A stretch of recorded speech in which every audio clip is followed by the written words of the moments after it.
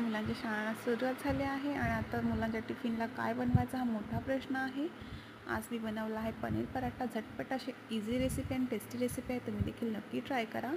इथे घेतले गव्हाचं पीठ, त्याच्यामध्ये टाकलं आहे ओवा, थोडीशी कसुरी मेथी, मीठ आणि 1 चमच घी छान गरम करून टाकायचं आहे आणि पीठ चांगलं मळून घ्यायचं आहे आणि बाजूला ठेवायचं आहे. एकीकडे घेतले पनीर किसून, त्यामध्ये टाकले हळदी, धनेपूड, लाल तिखट, मीठ, थोडासा चाट मसाला आणि त्यानंतर टाकूया चिरलेला कांदा, थोडीशी कोथिंबीर आणि कसुरी मेथी. छान मिक्स करून घेणार आहोत. त्याच्या सहाय्याने आपलं बॅटर रेडी आहे. आपलं पीठ देखील छान मळून झालं आहे. एक चपातीचा गोळा घ्यायचा आहे. थोडासा पिठामध्ये पीठ लावून घ्यायचं आहे आणि थोडंसं आपलं असा पसरवून घ्यायचा आहे. त्याच्यामध्ये टाकूया आपलं बॅटर, वरून टाकूया थोडंसं किसून चीज. त्याच्यामुळे आपल्या पराठ्याला आणखी छान चव येणार आहे. तुम्हाला नसेल आवडत तर तुम्ही स्किप करू शकता, पण त्याने पराठा आणखी छान लागतो.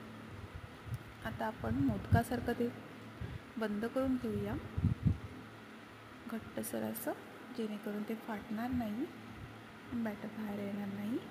पीठ लावून आपल्याला हलक्या हाताने सावकाश लाटून घ्यायचं आहे. हलक्या हाताने का तर ते फाटणार नाही. जास्त जोर लावून लाटल्यानंतर ते फाटतं. हलक्या हाताने लाटून घेऊया. छान प्रकारे आपला इथं पराठा लाटून रेडी आहे.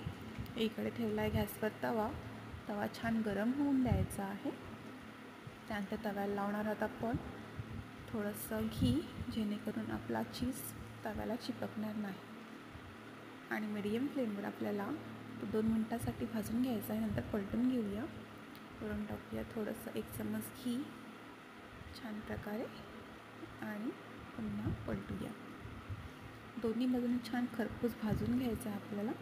तुम्हाला हवं असलं त्याच्यामध्ये जास्त पनीरचं बॅटर टाकू शकता. माझ्या मुलीला जास्त आवडत नाही, त्यामुळे मी कमी टाकलं आहे.